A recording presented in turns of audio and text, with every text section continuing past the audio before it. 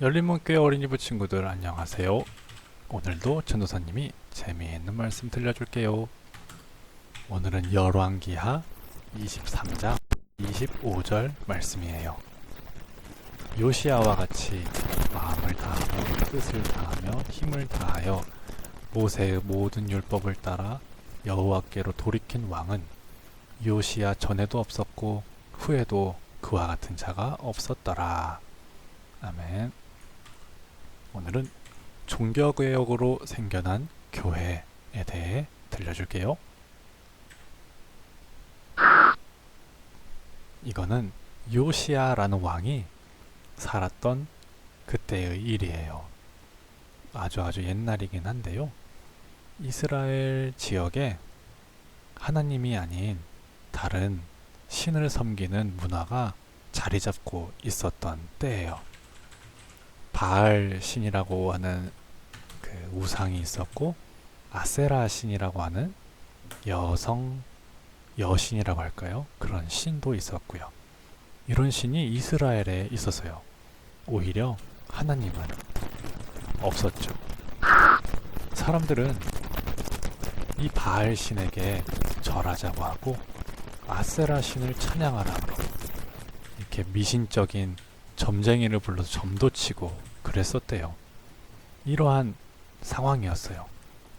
이때 요시야 왕이 한 가지 결정한 게 있어요. 성전을 고치라고 했어요. 이 우상을 만든 그런 동상이라 그러죠. 그런 동상들을 부수고 다른 우상들을 섬기기 위해 지어졌던 신들도 다 없애고 성전을 고치라고 했어요.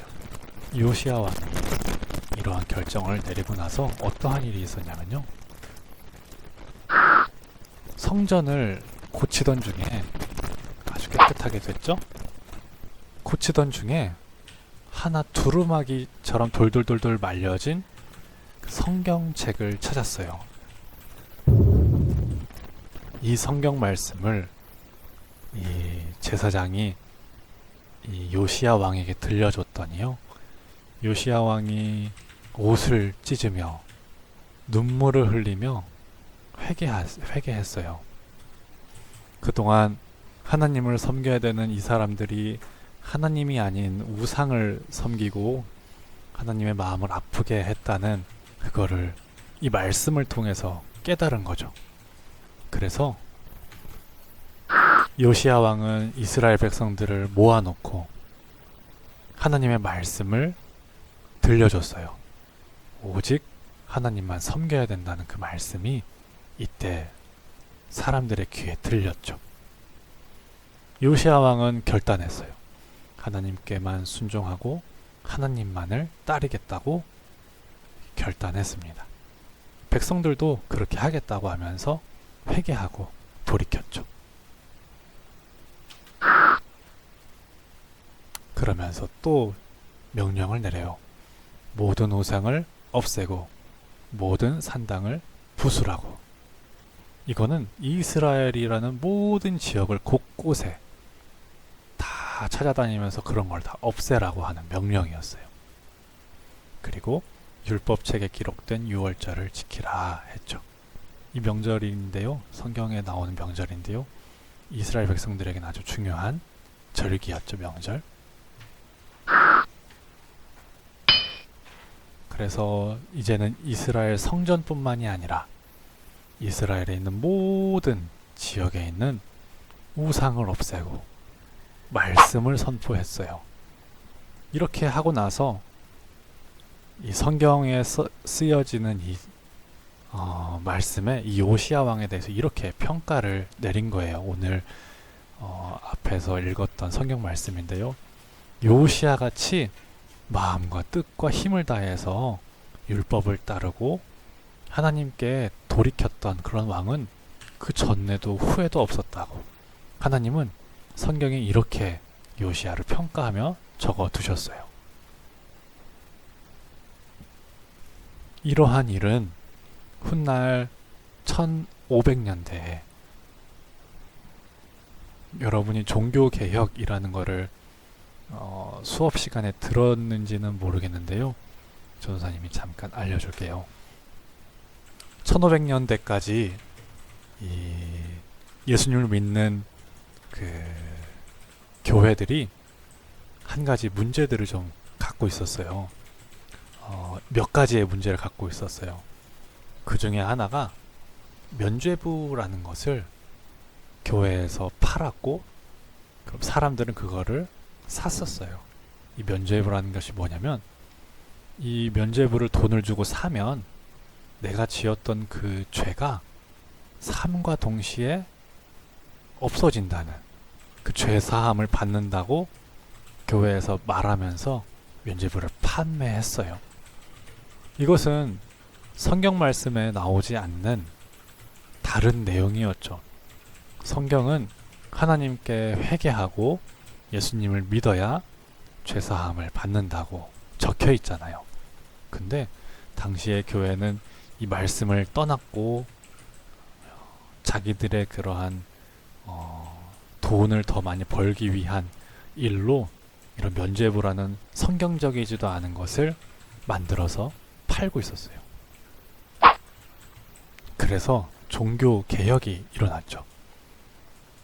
가톨릭이라고 불렸던 이 교회를 이제는 그 사람들이 만들어낸 말로 우리가 신앙생활하는 것이 아니라 하나님의 말씀, 성경을 토대로 우리가 신앙생활을 하자고 이 약간의 개혁이라고도 말할 수 있죠. 개혁을 하기 시작했어요. 지금 보이는 이 종이가 아래에 보면은 1509년 같네요. 이 당시에 판매되었던 면죄부래요. 이 종이를 사람들이 이거 교회에서 만들어서 파는 거거든요. 이거를 돈을 주고 샀어요. 그러면은 뭐 돌아가신 아버지의 죄를 용서해 달라고 하면서 이걸 산다든지, 아니면 내 자식의 죄를 용서받기 위해서 이걸 산다든지 하면서 죄사함을 받기 위해 이걸 샀어요. 참으로 문제가 많은 일이었죠. 이것을 깨닫고 마틴 루터라는 목사님이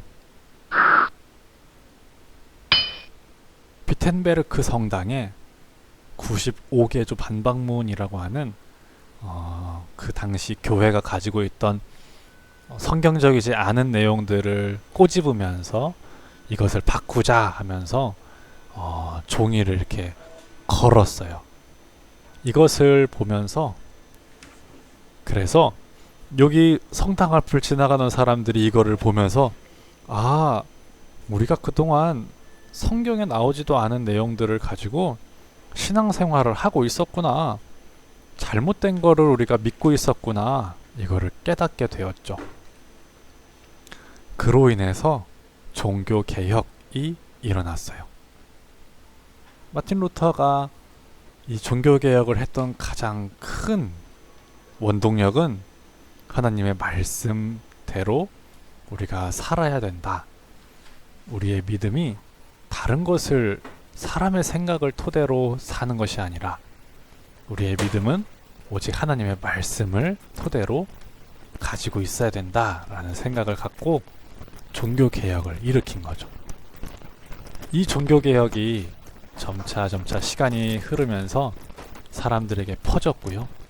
고로 몇몇 교회들이 생겨나기 시작했고, 일반 가톨릭 교회가 아니라 개혁교회라 그래서 그러한 말씀을 토대로 살아가겠다는 그런 사람들이 생겨났고, 이것이 전 세계를 거쳐서 더 시간이 지나면서 한국까지 와서 우리가 지금 교회에 다니고 있는 그 교회가 된 거예요.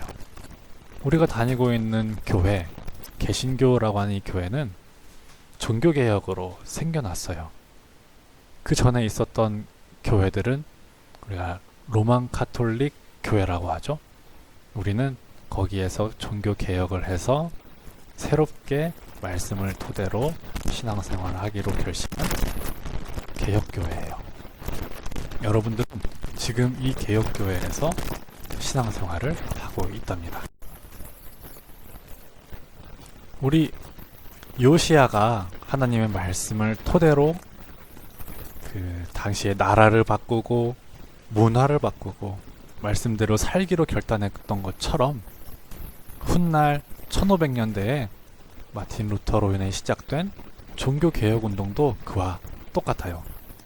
말씀을 토대로 우리가 살고 하나님 말씀대로 우리가 신앙생활을 하겠다는 그 결단으로 종교개혁이 일어났죠. 이 생각이, 이 마음이 이 지금 전도사님이 하는 이 설교를 듣고 있는 어린이부 친구들에게도 동일하게 있어야 해요. 우리에게 중요한 것은 사람이 만든 생각, 사람이 만든 그런 행동의 기준들, 그런 건 필요가 없어요. 물론 도덕적이고 준법 정신 같은 건 있어야겠죠. 사람들이 만든 그런 거는. 하지만 우리에게 절대적인 기준이 되는 것은 말씀이에요. 말씀대로 살고 말씀대로 믿고 말씀대로 신앙생활하는 것이 우리에게 있어야 해요. 우리는 이 종교개혁의 정신을 가지고 지금 세워진 교회에서 신앙생활을 하고 있다는 거 기억하면 좋겠어요. 전도사님의 오늘 준비한 말씀 여기까지고요. 다음 주까지 여러분 건강하게 즐겁게 지내다가 다음 주에 또 만나요. 여러분 안녕.